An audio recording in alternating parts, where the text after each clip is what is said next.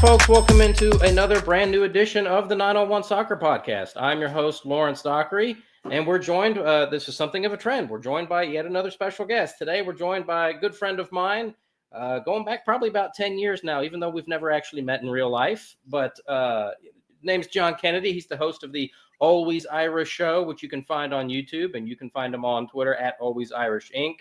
And I believe also a writer for the Notre Dame Sports Illustrated site. Is that correct? That is correct. Yeah. So big Notre Dame fan, which is how we got to meet. And some of you out there in 901 Soccer Podcast Land may remember about 2 years ago, John was nice enough to have me on his show when the Memphis women's soccer team played the Notre Dame women's soccer team. And I think that went extraordinarily well. But John, the reason that I got you on today is, and for full disclosure for the viewing audience, you're not a soccer guy, are you? Not a soccer guy. My life is football, but a different kind of football. That's my life. So not a soccer guy. And I'm hoping that will make this extremely productive to have an outsider look at kind of your world and how people outside that bubble see it, and maybe how we could grow some momentum here in the States with this sport. Exactly. And that's my hope, because I live in the soccer bubble. But I'm also fortunate enough that it's not the only bubble that I exist in. I like to think that I am plugged in, as you know. I'm sure you're well aware. Big college football fanatic right here. Been watching Notre Dame since I was, 11 years old.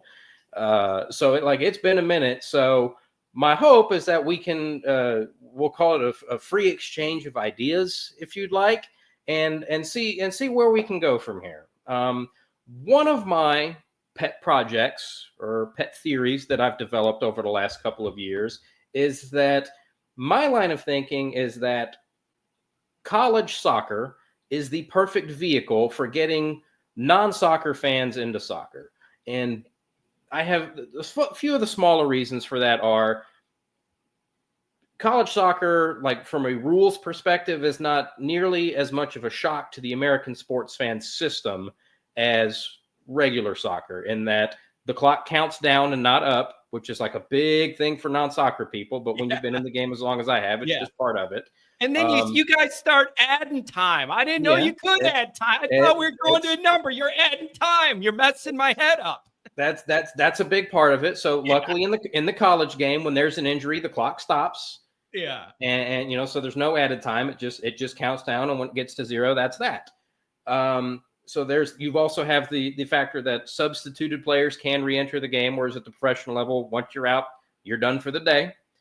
So you may just need a break right before halftime, and then they throw you back on in the second half. But for me, the biggest thing, and this is where I think you and I can really get rolling here, is that if you're already familiar, if you're a non-soccer fan, and we'll use Notre Dame as an example, if you're a Notre Dame football fan, and you live in the Notre Dame bubble, and you don't know a whole lot about soccer, but you're like, hey, the World Cup's here. And you somehow, maybe you're a Notre Dame fan that follows me. There's a lot of them. Maybe you are, hey, the U.S. national team played in the Gold Cup this summer. The Club World Cup was here. You see something, but you don't know a whole lot about the sport because you don't live in a soccer bubble, and that's fine.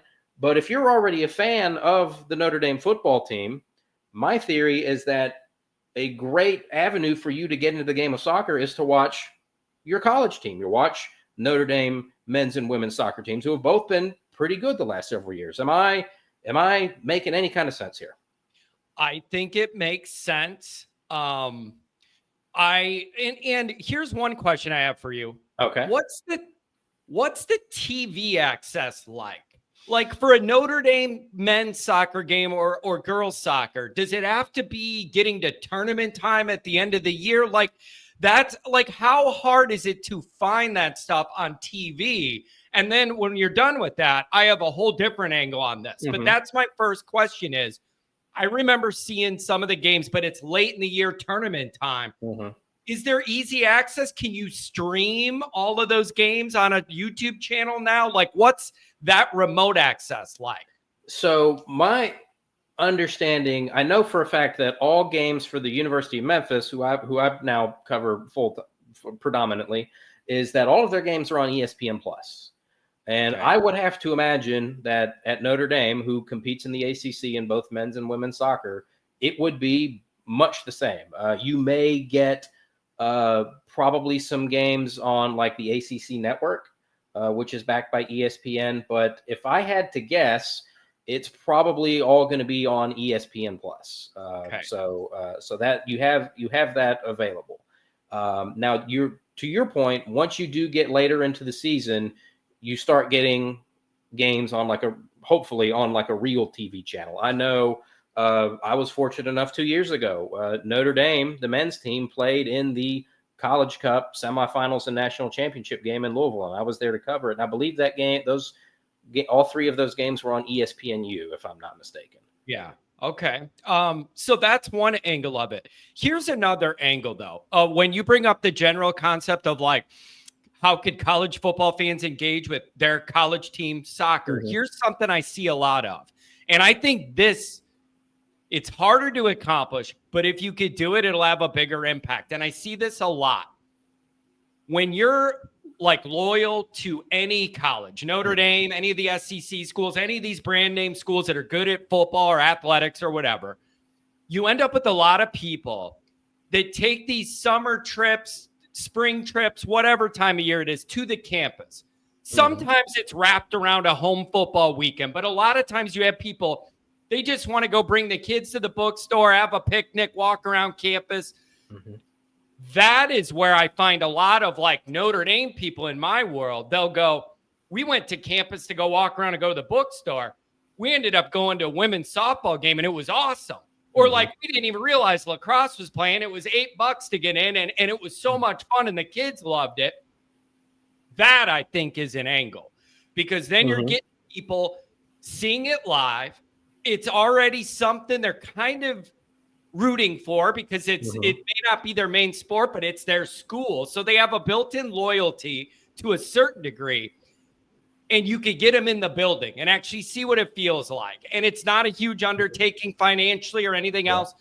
I see a lot of that, Lawrence, with Notre Dame people that will ask me, never been there before, haven't been in a long time. What is there to see or do around campus? I get asked that a lot.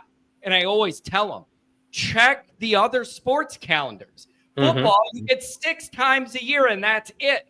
When you're going, look at the other sports there. They're really cheap. You don't have to break the bank. The kids will be entertained. I think that's an angle because they're already loyal to the school and you want to see whoever's wearing your jersey win whatever it is. So I think that's an avenue in maybe to get more people to make a trip for some of that stuff and take it in. And maybe you'll find you liked it more than you thought you did if you give it a chance to get in there. Now, I don't know if that works for every school. I got to realize I'm in a Notre Dame bubble, and that is a worldwide national brand that carries weight. And it's also a destination campus. People want to get there just to see that dome and see the grotto, all of the stuff. I got to realize this may be harder other places because Notre Dame is a destination trip. But that is something I always tell people to do, Lawrence. If you're going there for anything, football's on Saturday. A lot of people come in Friday morning or Thursday. There's other sports going on. You can catch cheap. I think that may be a way to do that. And I wish more schools would market that. Absolutely. You Lawrence, you got to understand where your bread is buttered. And for a lot of these schools, it's football. If you're lucky, it's basketball a little. And there's like 3 schools that make money in women's basketball. I wish they would do a better job of marketing it, being like, hey, we know 80,000 people are coming for football on Saturday. We got something going on Friday afternoon. Come on over. Show us your football ticket. We'll give you a discount. Something, anything to build momentum and wrap that in. So there's an idea. I like that. That was not something that I had considered.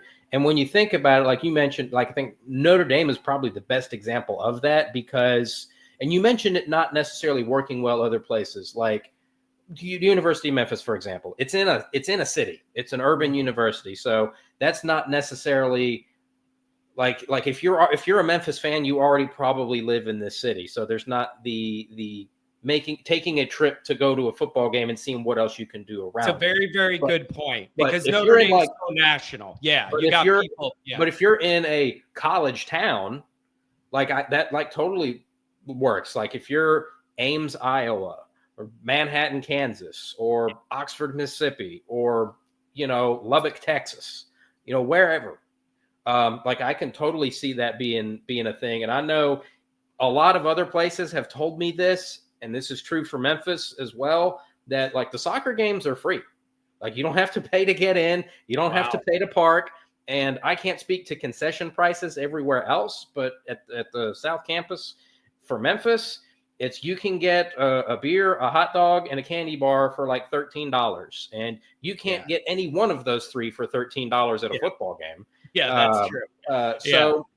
So that's my line of thinking, and I think we're on the same page there. That if you're already familiar with the brand, i.e., Notre Dame, University of Memphis, Ohio State, wherever, that's a good way. If you want to get into the sport of soccer as a fan of that school, start with supporting that school's soccer teams. And I should point out, and I don't know if you're aware of this, but like a lot of the SEC schools, most of them, all but two of them, don't have a men's soccer program. They do have women's soccer program, but like Kentucky and South Carolina have a men's team, but they compete in the Sun Belt. And why do you think that is? I think it's a Title IX issue. Okay. Because at the SEC, you got to have 135 people on your football roster because there's no way you can compete for a national title with 120. You got to have the 135. Gotcha. So there goes your 15 for men's soccer. But like some of the facilities that some of these college soccer programs have are not MLS level, but some of the teams in like the USL Championship or USL League One, I would put them up against or even above what these college programs have. I would put that above some of the professional teams in this country. So like a lot of these places, they're good places to go watch a soccer game, and you're already a fan of that team. And if the only thing that happens is that you stay a fan of Notre Dame soccer or Memphis soccer, I would like more personally as the soccer guy, but at the end of the day, that's more people watching some form of soccer, so I can't really complain about it. Let me ask this, and a total soccer outsider here, I genuinely have this question. How do I want to put this? This is the overarching thought I had preparing for this, and I'm going to get it out before I forget, okay? Okay, do it. Other sports find you. Okay, like the most popular sports in America find the consumer. You click on ESPN, you go on Twitter, you do whatever. They find you with the juicy story of the day for the NFL, the NBA, Major League Baseball, not all golf, but major golf events, major golf tournaments. Like they find you. I find that I got to go out of the way to find soccer. And maybe some of that is I'm not in that loop, so my algorithm doesn't naturally feed me more than your art. I get your stuff, but I got this feeling like the other sports come to me, but I got to seek out soccer in a way where it isn't front and center to a lot of regular American sports fans. So is that like a lack of interest that people know what it is and aren't interested, or is it just not being marketed and promoted enough to have an impact? Like, I feel like there's a disconnect here somewhere. That's interesting, and this is a perfect crystallization of why I wanted you on. This is a good question that I don't know that I have like the answer for, if there even is the answer for it. Right off the top of my head, I think it's the two biggest factors are the teams, the clubs, the leagues themselves can and need to be doing more in terms of marketing, in terms of awareness, in terms of like I talk about this all the time with our dearly beloved and departed Memphis 901 FC. For like the first year they showed up in 2019. They went gangbusters. They were averaging like 6,800 people a game in a AAA baseball stadium, which is fantastic. That's one of that was one of the top half in the league, I want to say, that year. And then COVID came, and like they quit trying to do anything. No promotions, nobody doing nothing anywhere. And only their final season, and we didn't know it was their final season, did they start like, hey, let's have an open practice. Let's have like a coaching clinic. Let's do this. Let's do that.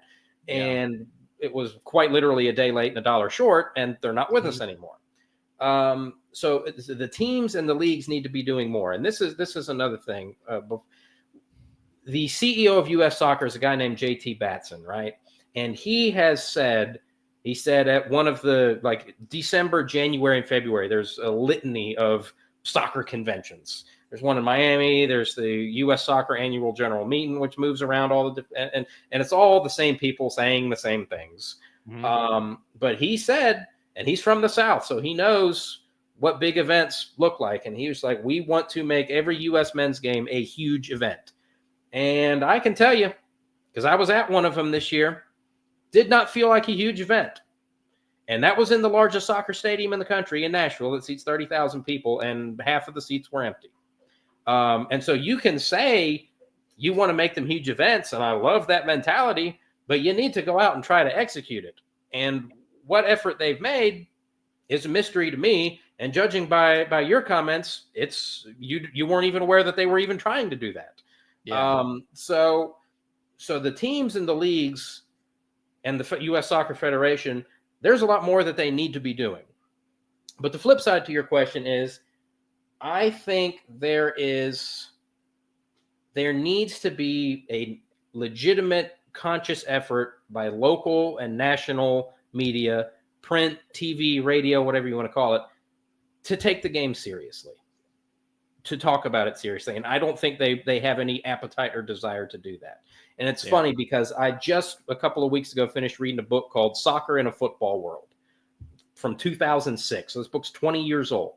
And it was remarkable to me how far, even in that time, even since the book came out, how far soccer has come, but how we're still having the same problems that soccer had in 1914.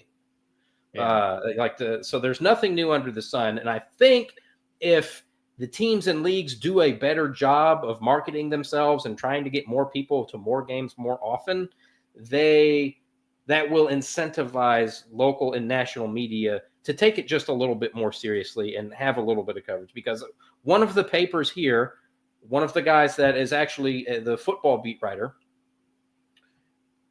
told me that his paper, like he's a big soccer guy.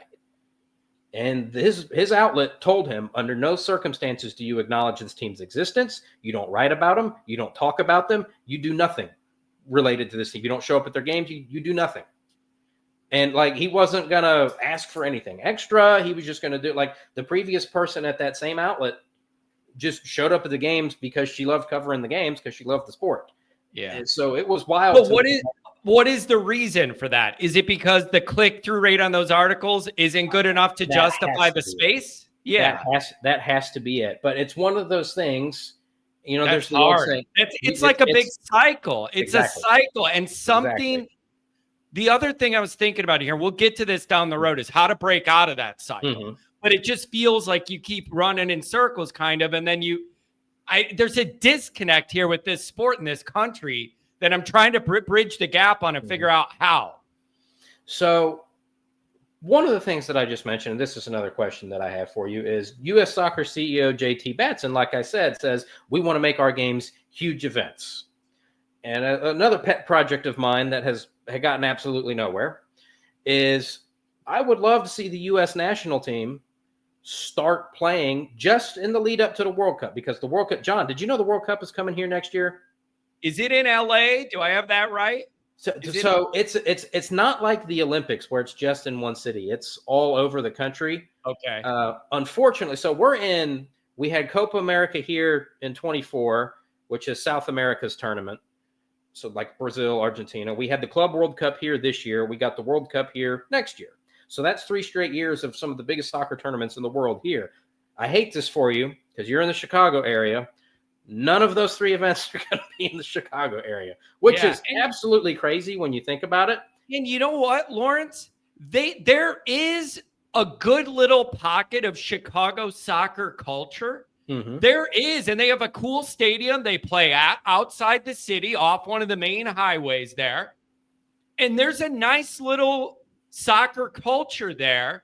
Largely, I think, I don't know if it's Hispanic, but it's largely like not American driven, I think, largely a Hispanic culture.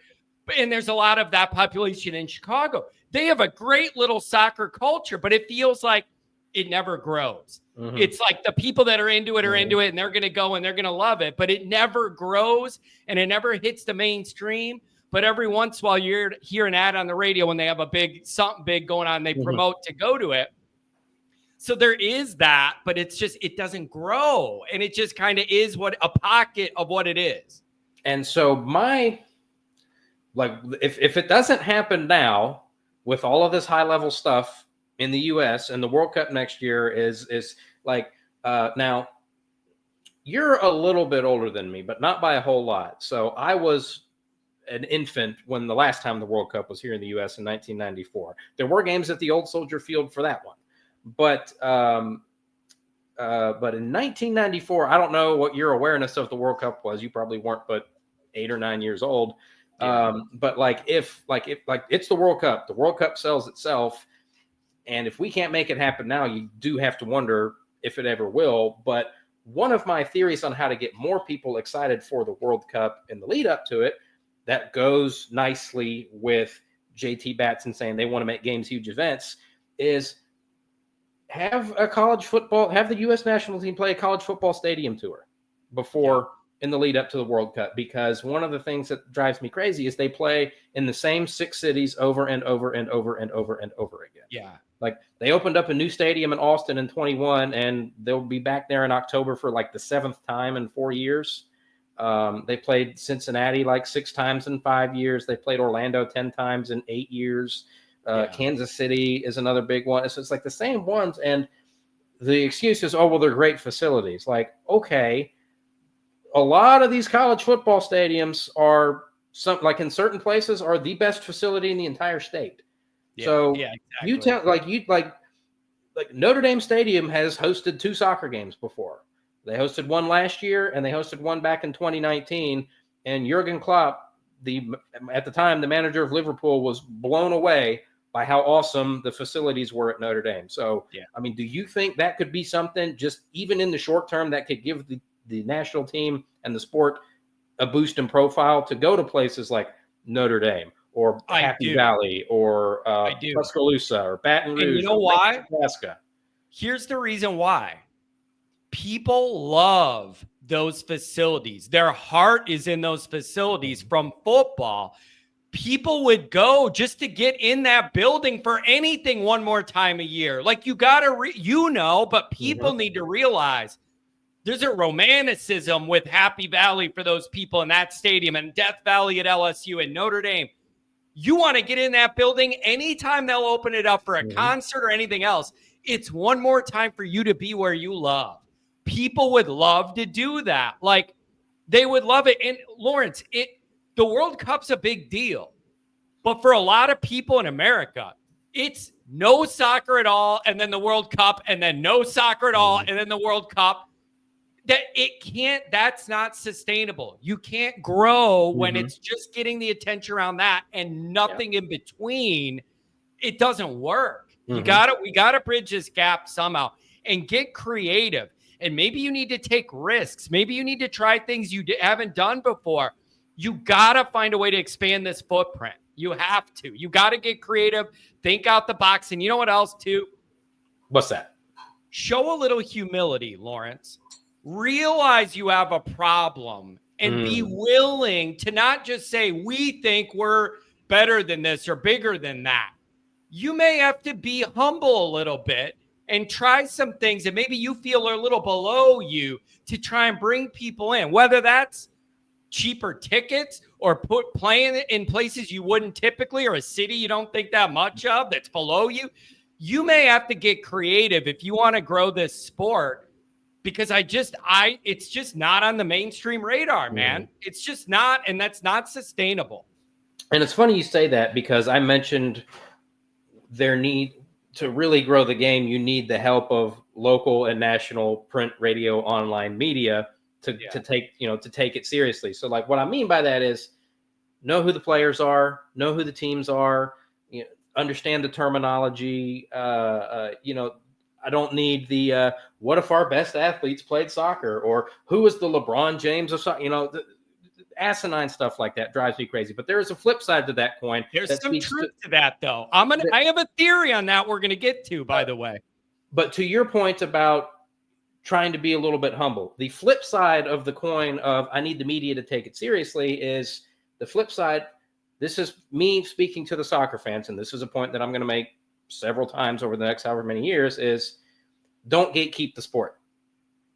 There are going to be new people because of the World Cup. There's going to be a lot of new eyeballs and a lot of new butts and seats, hopefully.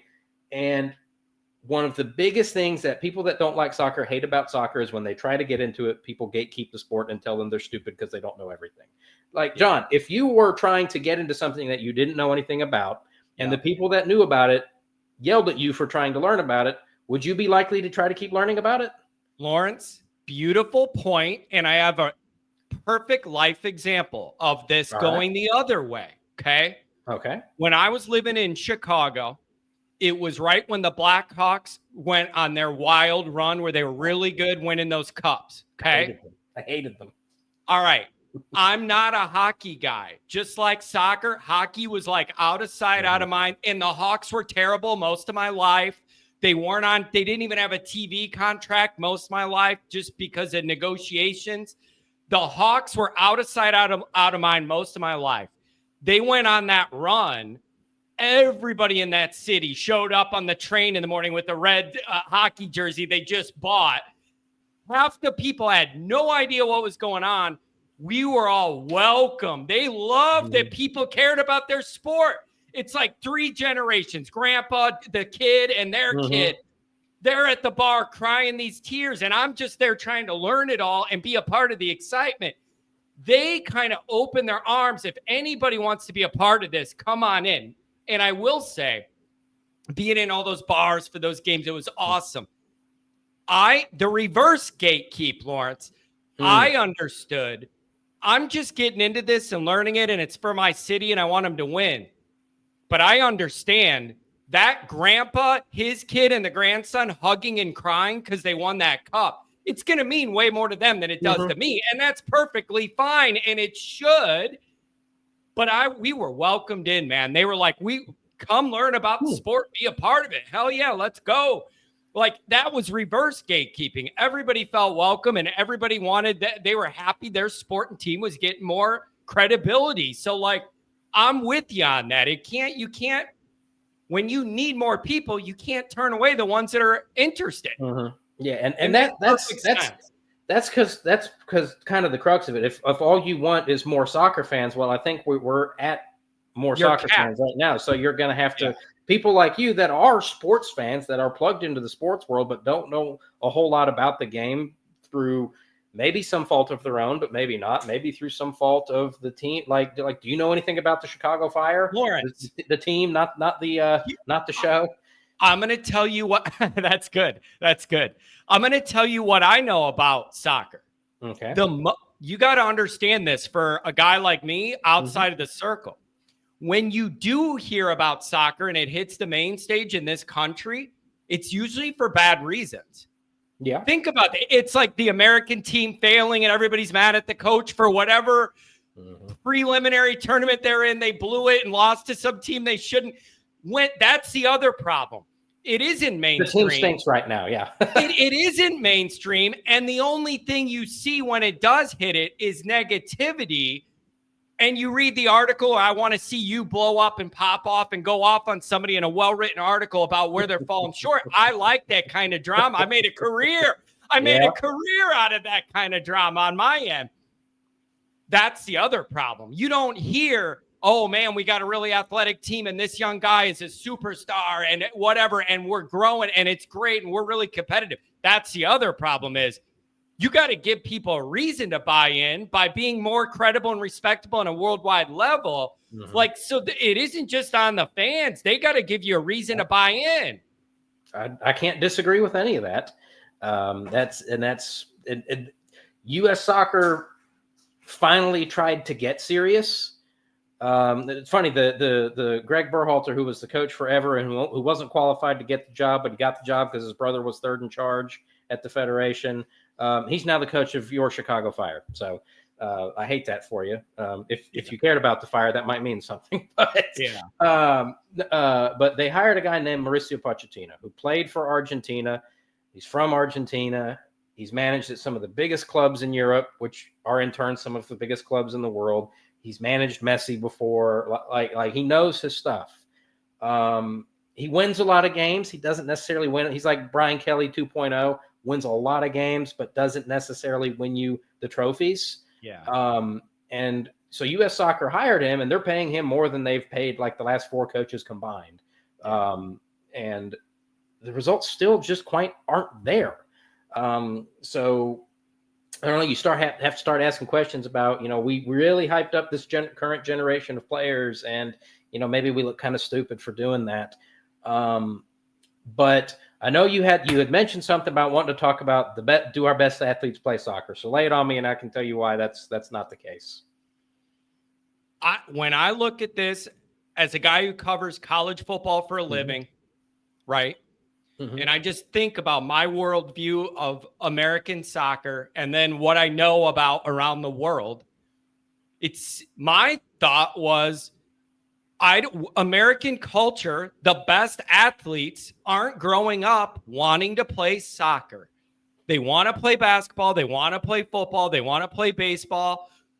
I just see that. You don't grow up. This is not a culture where the best athlete in your school wants to play soccer.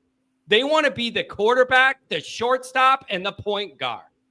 I've seen that all through my life growing up at all the schools I went. None of the best athletes I knew were playing soccer. And I get the intuition that in other countries, they are. And that's their national thing and the biggest thing. And their good young athletes want to do that. Am I off? Off? Sort of. How? Because that's how I've seen it my whole life. Where are our best athletes being like, screw football, I want to play soccer? So I don't see it. Part of the flaw of that argument, not necessarily you, but on a larger level, is the supposition that simply playing soccer means you're not a good athlete. Yeah. Which is incredibly flawed for a variety of reasons. Well, I'm not saying you might not be good. The best. I will say that soccer is it's not a game where the only thing that matters is your athleticism. And I think part of it comes from this it's NFL draft Twitter. It's an obsession with measurables, and soccer, the measurables don't matter as much in soccer. Okay. Whereas, it's, what's your 40 time? What's your vertical leap? How much can you bench press?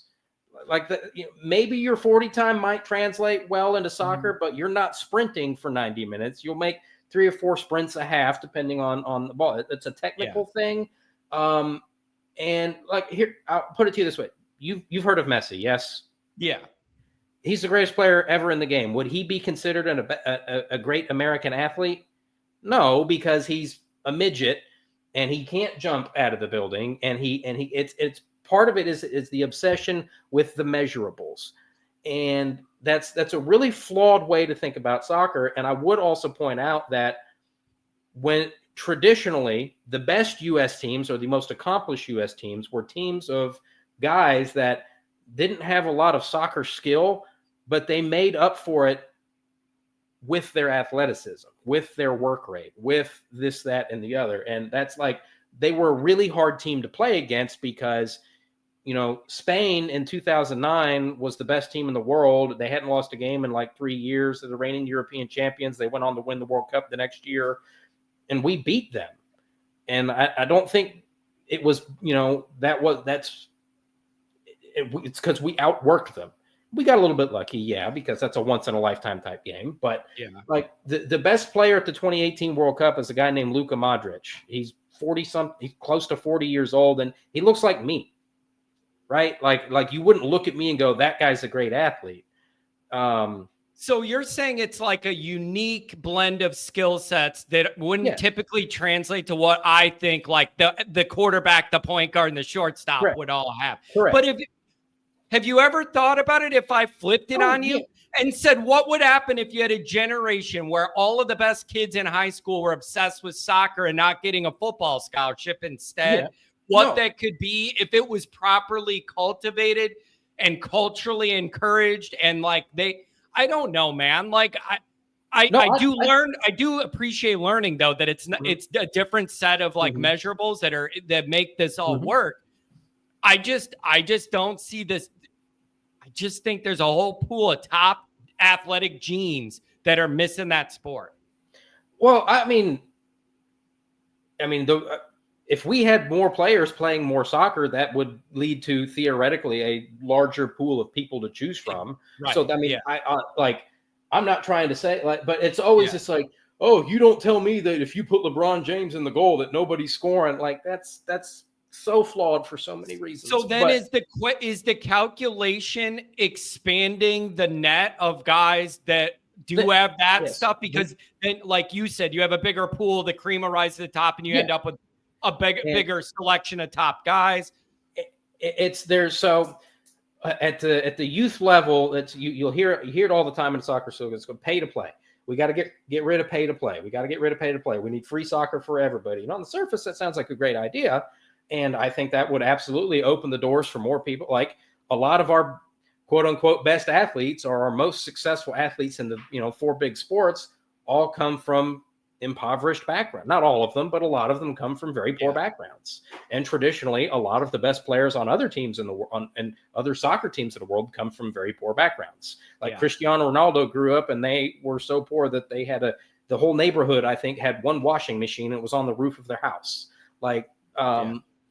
So it's, yes, if you could get rid of pay to play or make it much cheaper for many more people to play, that would obviously result in, I think, a lot more available talent. But we've got a development problem and an identification problem, not so much a talent itself problem. And then Lawrence, in all these like Chicago suburbs, right? All where I grew up and lived and worked, all these suburbs.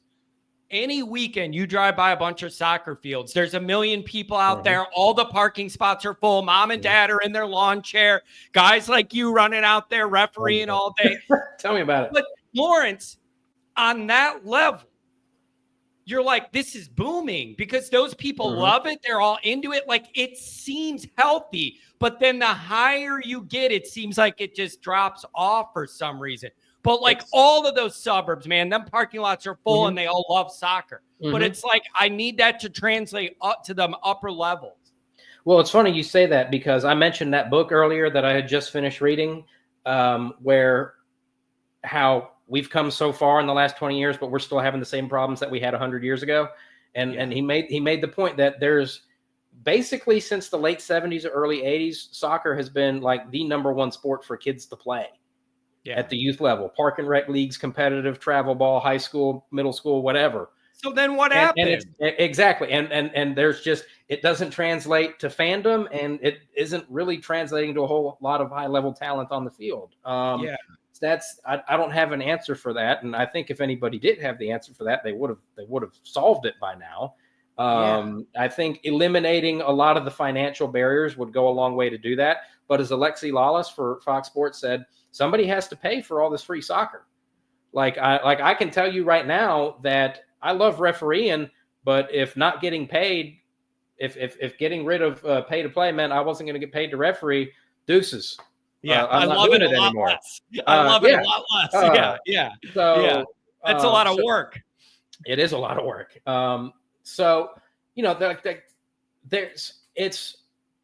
I don't know, man. Like part of it is part of it is the problem that there's the supposition that playing soccer means you're not a real athlete, and which is faulty. And you also would think about like Tom Brady is probably the most successful professional athlete in the United States, and like he is not an athlete in that like he's not jumping out of the gym, he's not running a fast 40. So like it's but also like Warren Sapp. You're not putting Warren Sapp on a soccer field. Sorry. It's different. It's a different sport, and different athletic traits matter more in some than they do in others. I think probably the best crossover would be some basketball players, some of your shorter basketball players, because there's not a lot of 7-foot soccer players. I would also point out, we talk about what if our best athletes, and typically that means our football players and basketball players. Everyone loves to talk about how fast DK Metcalf is, right? And he ran in a track meet several years ago and finished 8th out of 8 participants. So does anybody say, what if our best athletes ran track? Does anybody say, what if our best? I remember at the 2016 Rio Olympics, when basically the only swimmers that won any kind of medal at all were all American. We won all the golds, all the silvers, all the bronze. Yeah. There wasn't any discussion about what if our best athletes were swimmers. So a big part of it is, again, if once as a society we start taking soccer more seriously, I think that discussion point goes away, because we realize, oh, hell, you do have to actually be incredibly athletic to play this game. Yeah. And that in turn leads to more people willing to take it more seriously as a potential playing career. This leads me to an interesting path, because we almost have a chicken or the egg situation. Yeah. You're saying to if we take it more seriously, get some publicity, like more mainstream, whatever. There's got to be a reason for that to make sense, though. That can't just happen overnight because somebody wants it to. So to me, that, I look at that as a chicken and the egg thing. I get what you're saying, but what is the reason anybody should take it more seriously? I'll give you 2 things that come to mind. You could disagree. You know more about it than I do. I'm in your world tonight, baby. If the U.S. team was really good, that on a world, if the United States team was really good, I think that would help. And then we laugh about the LeBron James things, but dude, who is the best American player that's driving the narrative that every little kid wants to be? It's not a household name, because I don't know it. And I'm in the sports world every day for a living. I could not tell you who the hero is that these little kids would want to grow up. I want to be like this or whatever. How the last one I remember in America was Beckham, probably. I don't know. That's the last soccer guy I remember as a non-soccer guy hearing about in the mainstream was Beckham. And I don't think it was just because he married a Spice Girl, right? No, he was an awesome soccer player. I actually just got done reading a book called The Beckham Experiment that talked about that, which was fascinating. But Lawrence, you know how this is when you're a little kid. I see Michael Jordan, and I want to be like Mike or whatever it is, dude. Who is that guy for soccer that has kids that's who I want to be and follow? And then you know how you're smart, marketing, promotion. You know how all that goes, marketing and promotion. If you had even one star that you could promote to mainstream level, that's enough to start drawing people in. Do a commercial with, maybe draw some eyeballs. Who is that guy? I couldn't tell you. Well, right now in MLS, that guy's Messi. Okay. And he's the greatest player to have ever played the game, and attendance. But that's not America, is it? Or is it? So he's playing in the American League, but he is not an American player. He is from Argentina. Okay. And Lawrence, let me be clear. The other thing I struggle with as a non-soccer guy is all these club teams and the professional, the Chicago team in these cities, versus the United States team that comes together with the I call it an all-star team, in baseball mind frame. Yeah. I have, you know what I mean? You're okay, you have these cities, but what about the main team? Who's going to be the star on that U.S. team when the Ryder Cup's in our country? Who's that star you could promote the hell out of and have everybody I don't know if you have it. Yeah, so and that's just something that you would be able to, if you're somebody if you're somebody that's just moved here from England, you don't know a lot about football. It takes a minute for you to learn the difference between the NFL and college football, and then in college football to learn the difference between which teams and which conferences. So that's just something that comes with more exposure to it and ingraining yourself or diving into it.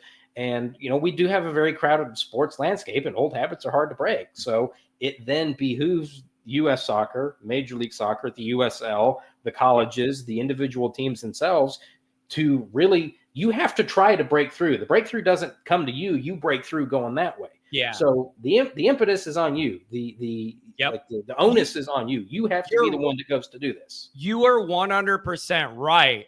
that it has to be on you. And here's what I need people to understand. As a guy with a writing contract with Sports Illustrated doing the football stuff, if it does not make money, they're not doing it.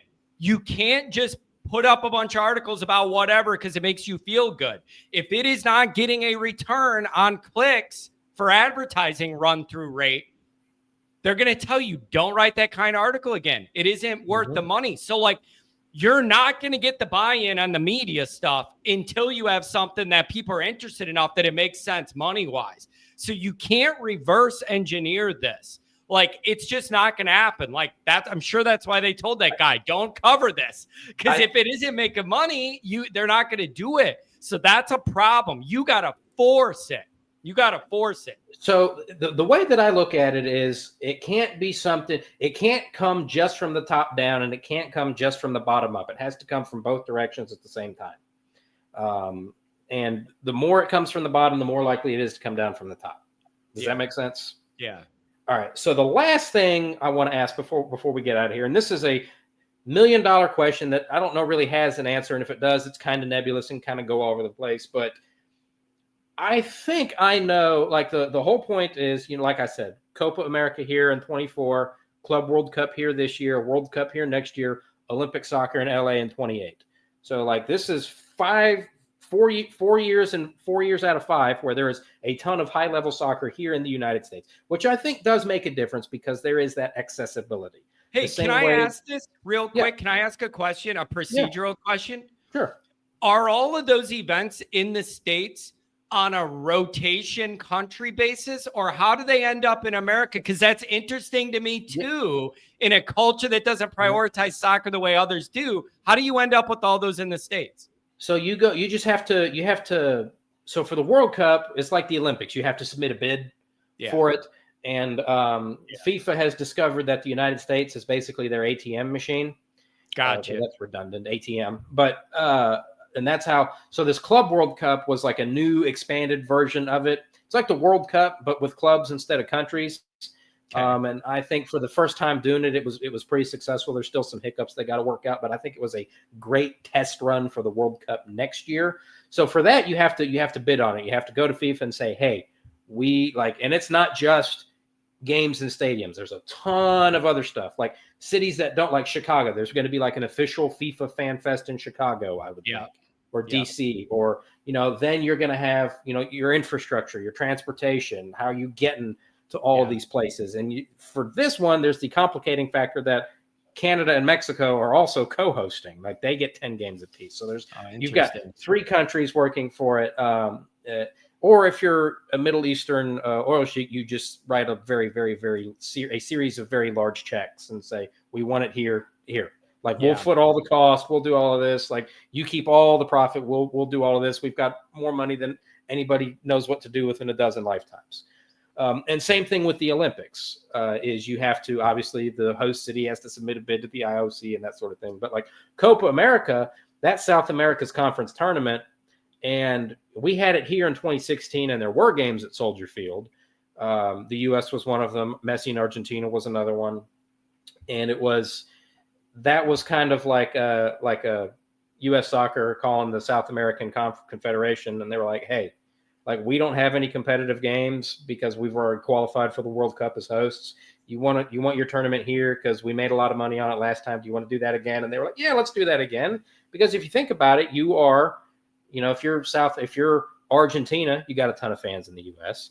You're Colombia, you got a ton of fans in the U.S. You're Brazil, you got a ton of fans in the U.S. You're Venezuela, there's a ton of Venezuelans living in the U.S. Especially in bigger main cities too. Any bigger metropolitan area, you're going to have that culture blend. Miami, New York, Chicago, L.A., San Francisco, anything like that, you're going to have that. That would work. Yeah, I get that. So the $1 million question is, I think I sort of have an idea with all of this high-level soccer here. This is the best and maybe last chance for soccer to make it in this country. There's some that would argue, and I understand the point, that it maybe already has. I think we can do more. So I don't know that it has, quote unquote, made it quite yet. Lawrence, what are the finances like? Like, are they hurting, or is it an automatic funnel of money coming from somewhere where they're going to be like exist no matter what? Like as an overall, the American soccer apparatus, what is the money like? Like because that affects how willing you are to push this or try new things and grow it. Like, where does the money come from, and what is the financial status of overall soccer in this country? I don't know the answer. It's all over the map. Yeah. And there's some MLS teams that have been around a long time and are going gangbusters. Like I'm sure Inter Miami, where Messi plays, is making money hand over fist right now. Yeah. And then you've got teams like the Colorado Rapids who draw 12,000 people a game and have done that for about the last 15 years. Tough market. That's a tough soccer market. So then then you get down into the lower divisions like the USL Championship. Like I know I have it on pretty good authority that Memphis 901 FC lost $1 million every year. And then, you've got other teams in the USL Championship that have all the resources and all the facilities, and they're getting by the skin of their ass. So like it's the U.S. Soccer Federation 10 years ago was bragging how they were sitting on like $150 million extra in the bank. And then they spent the next 12 years in courtrooms fighting all sorts of different battles. And that war chest is now kind of more like a war drawer. So like it's really all over the map. Gotcha. It really is. And then you've also got some people that might be doing well and are content to be right where they're at and don't want to do more. And then you've got people that want to do more but can't. And then you've got the people that want to do more but aren't allowed to. So it's all over. It's all over the place. That's such a different model than like even the worst baseball team makes a profit because of the TV deal. You know what I mean? That's another thing. So yeah, MLS had a deal. They were on ESPN forever, and then in 2015 they signed a deal with ESPN and Fox, and then starting in 2023 they went to Apple, and that was the most upfront money that anybody was willing to give them. But the problem is MLS has to foot all the production costs, and nobody, like every sports media insider says MLS is in witness protection. Yeah, because so not only do you have to subscribe to Apple TV to get the games, but then if you want to watch the games, you also have to go behind a second paywall and get MLS season pass. So like you have to pay twice to watch the same game. So it's upfront money, but then it's also additional barriers because then you're getting into what I said about seeking it out. That's exactly kind of what I mean. I got to jump through these hoops and then another hoop. And if I'm trying to learn about a game to see if I love it, that's not something I'm willing to put money down on over and over again. Yeah. Like that's a part, man, this is a tough equation, Lawrence. So my question to you as a non-soccer guy, as an outsider, I think I know what soccer making it looks like. I'm not sure how we get there. And of course, the after effects for this World Cup aren't going to be fully realized for another decade. Because that'll be a whole new generation of players that are 10 years old now that will be like, oh, I remember, and they all go on to do great things. But for me in the short term, and then hopefully in the long term, it means more eyeballs on TV, more butts in seats on a more regular basis. That in turn leads to more local media discussion, which then in turn leads to more national media discussion, which then feeds back into more people are aware of it, meaning more people want to play, meaning more people want to go. And at that, like right now, we're in a self-sustaining, self-defeating cycle where nobody plays because nobody goes and nobody takes it seriously. And then the more people that play, the more people that go, the better we get, the more people take it seriously, and so on and so on and so on. That's what I think. I don't know exactly the road that we take to get there. But I think that's what I think success would look like long-term with the legacy. Like the legacy of the 1994 World Cup was that Major League Soccer started in 1996. So we had because there were like the old NASL with Pele and all the great European players in the 70s died a fabulous death 10 years after it started.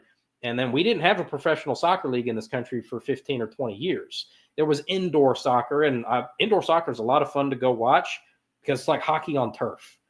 So you'll get scoring's not a problem in indoor soccer. You'll end up with like 20 to 15 type games. Like it's bananas.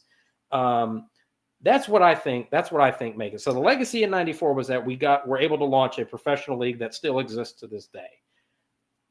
That's not an option here because it already exists. Yeah. So I don't know what the long-term legacy is. I just hope in the short term we see more butts in seats, more eyeballs on TV, more kids playing, more people taking it seriously, both regular people and the media.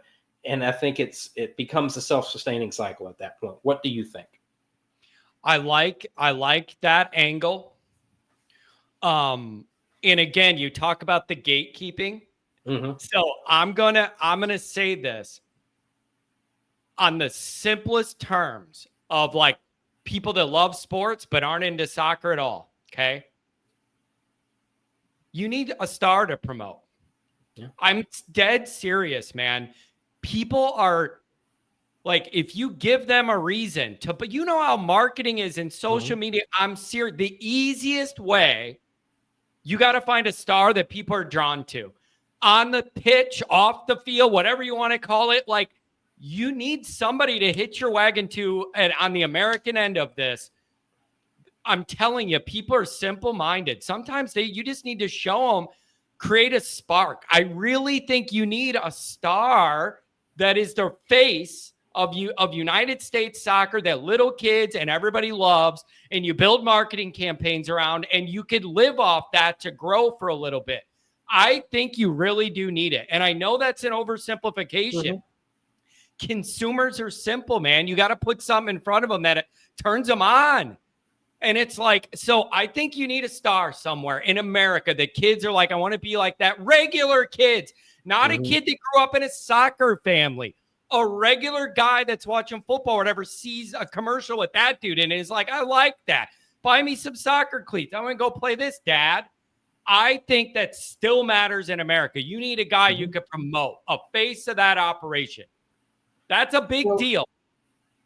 No, I totally get what you're saying, and I don't know that I can disagree with it. I think part of the issue there is what's good for MLS isn't necessarily good for the U.S. national team, because if you're the U.S. national team, you're going to want your players playing on the biggest and best teams in the world. Iron sharpens iron, as Kirby Smart says. Pressure is a privilege. And there's not that pressure in MLS that there is in England or in Germany or in Spain. And so, like, our best player, like most skilled player and probably the best player that we've ever produced is Christian Pulisic. There's a couple of problems with Christian Pulisic. A, he never played after the age of 14. He moved to Germany. So like he's an American. He doesn't speak with an accent, none of that. He's born and bred in Hershey, Pennsylvania. I don't know that it gets more American than Hershey. But it's a different world. But he never played at the professional level here. He's only ever played professionally in Europe, and he has all the personality of this door behind me. Yeah, I mean he is a charisma vacuum. It's a tough equation. Also running into the problem. I ran the numbers because there was a whole big blow up right before the Gold Cup this summer that our best players. This Gold Cup was going to be your last chance for a full team for a full month before the World Cup. I mean, you'll get some friendlies here or there, but that's like a week and a half for 2 games, and you're not going to really learn anything. This was your last chance to play meaningful, competitive games as in a team setting for an extended period of time. And Christian Pulisic was like, "Nah, I had a long season in Europe. I don't feel like it. Don't want to do that." Yeah, like, bro, you're the best. You're like, if there was a face of the franchise, it would be him. But the problem is when that whole thing, when that whole thing popped off. Like again, you spoke about the negativity that makes its way into the mainstream. That was part of it. I had people that don't know anything about soccer were like, why is our best player not playing? I was like, long story. That's tough. I looked it up.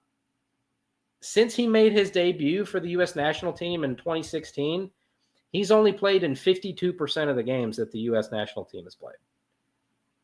And I think there was kind of a push this summer to make Diego Luna kind of a star because he scored some nice goals. And he is one of those players that right now we got a real problem.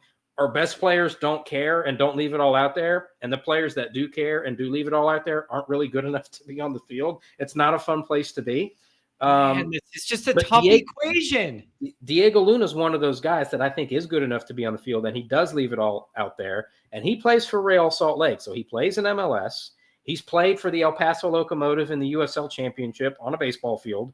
So he's been around, and there was a little viral moment in January where he got popped in the face and broke his nose in the middle of a game, and Mauricio Pochettino was like, "Bro, your nose is broken. You're bleeding everywhere. Just come on, we'll sub you out. It's fine." And he's like, no, put me back in stick to the cotton in here and put me back out there. Dude gets out on the field, 10 seconds later, through ball, assist, goal. Yeah. And in the post game, Mauricio Pochettino was like, yeah, Diego, he's got big balls. Like he said that in a real TV interview. He's got big balls. And so I think this summer there was a push to kind of make him like a star. And like, it's sort of like he ended up on McAfee. He was doing all this media availability. Yeah. And then he completely no-showed in the Gold Cup final against Mexico. So tough equation, dude. It is. Man. So then, okay, that's one idea.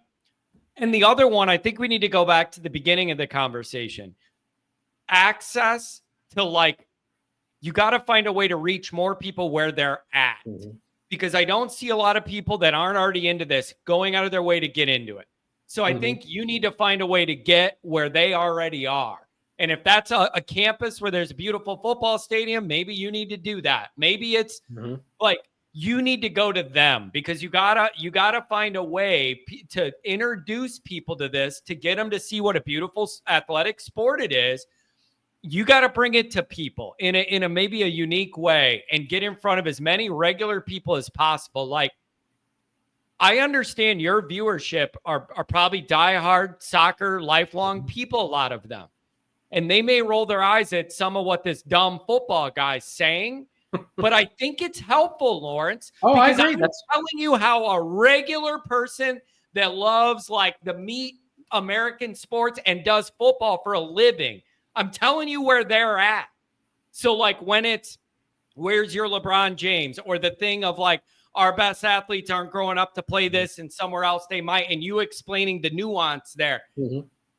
I'm telling you how a lot of people that are just not familiar with it think.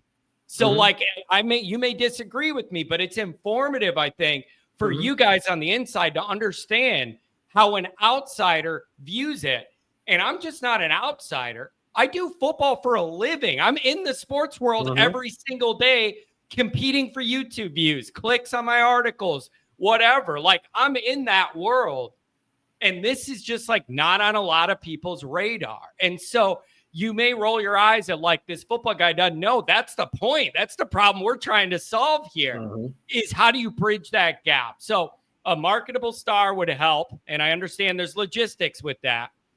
You got to bring this sport to more people in an easier way. If they're not all going to you, you got to bring it to them and get it in front of them. And if you do that in an accessible, affordable, fun, family-friendly way, you may be surprised at the results. But they got to put more effort into getting where regular people are. That's my thought. And if there's somebody out there in your audience that has seen this and is like, oh, I might give the soccer thing a try. One of the things that people ask me all the time, and this brings us back to the college soccer discussion, is like when you have events like the World Cup, somebody says, I'm into this. Who should I support? Who should I cheer for? What I always tell people is support your local team. And if you want to watch the Premier League, the Champions League, like I can't tell you not to do that. And it's not a bad thing for you to do that. Trust me.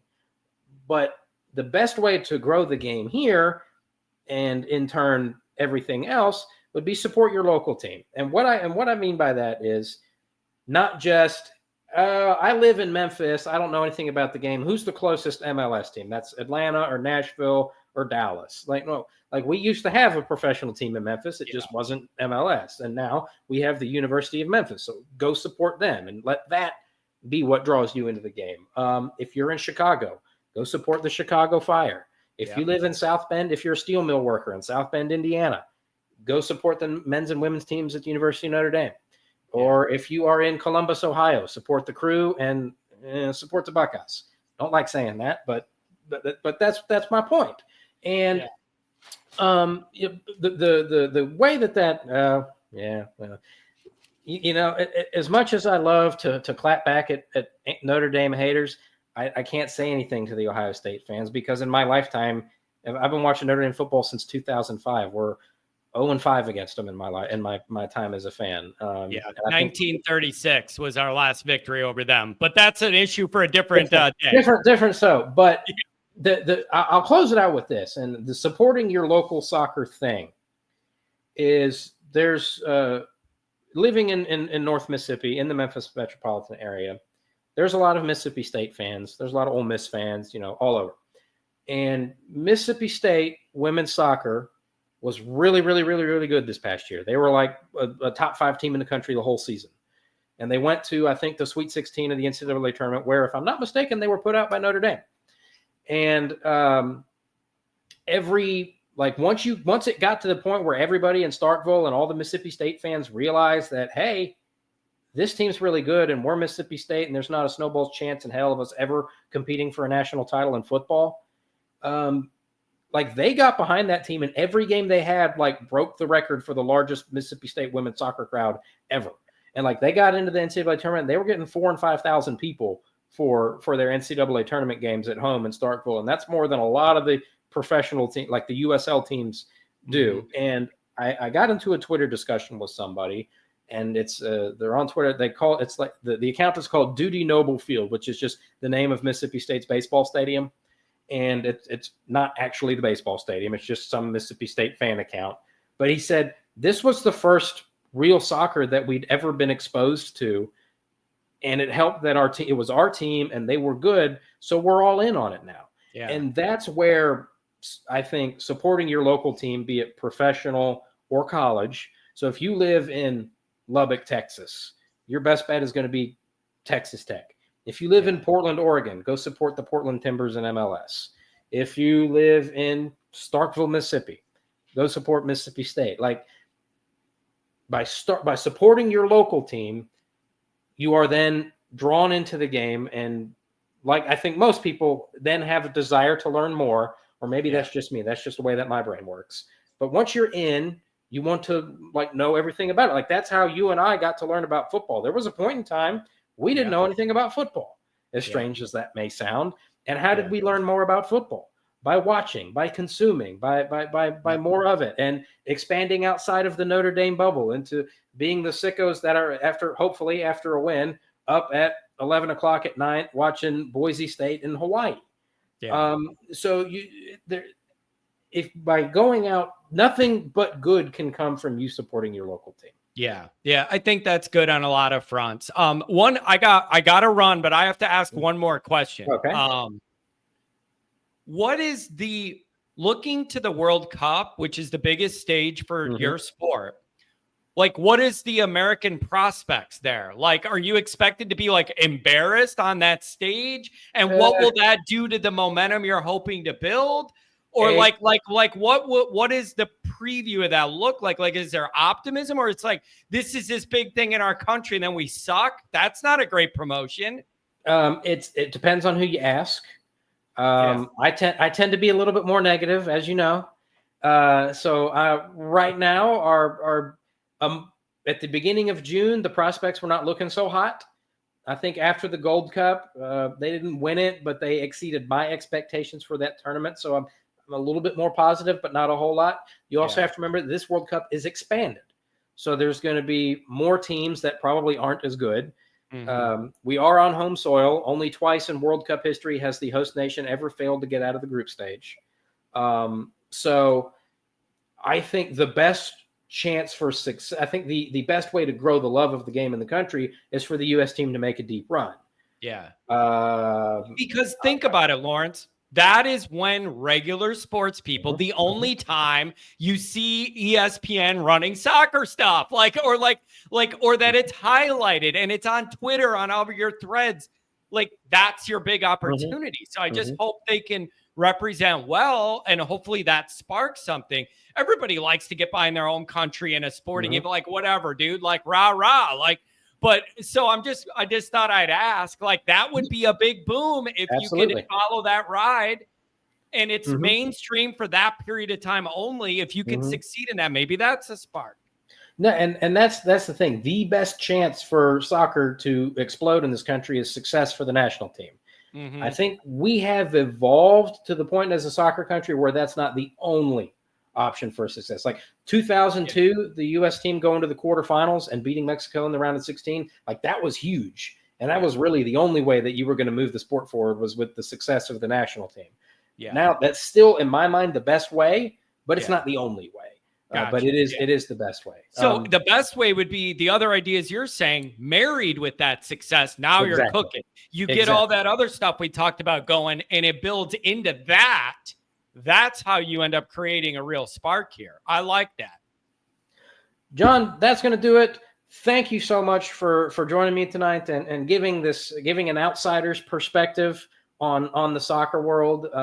Hopefully the powers that be in this country that are in charge of these things listen to this and call us up and say, we'll pay you a lot of money to do all of this. I don't know what the likelihood of that happening is, but one Lauren, can dream. I got to tell you, man, I respect your grind on all of this, the media stuff you do, all the articles, going places to interview people, all the things you're doing, the refereeing, all of the advocacy you do for this sport just because you love it. I really respect it. You've been working your butt off, and I hope you're rewarded from that. And the people that need to notice, you're somebody valuable. They could use somebody like you in the mission we're talking about. They need more guys like you that are putting yourself out there and pushing this at a local level. I admire the hell out of that, and I hope you're rewarded for those efforts. You deserve it. You've been on a grind, buddy. Well, I appreciate that, and I certainly have. And you've kind of built yourself from the ground up, just from that went from an angry fan on Twitter that couldn't take it anymore and had to find an avenue to let all the anger out into doing it full time. So I respect the hell out of that too. I appreciate it, man. It's it is true what they say. Like, if you really love what you're doing, is it work? That whole thing, like for me, it is. But it's like work you want to wake up and do. You know what I mean? It's not like, oh boy, here we go again. It's like, let's do this.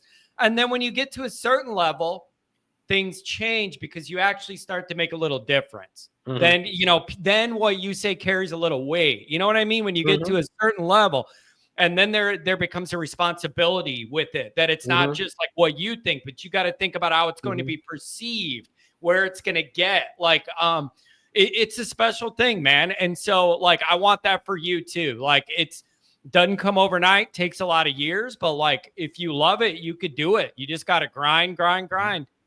Well, I really appreciate it, man. Before we let you go, tell everybody where they can find your stuff.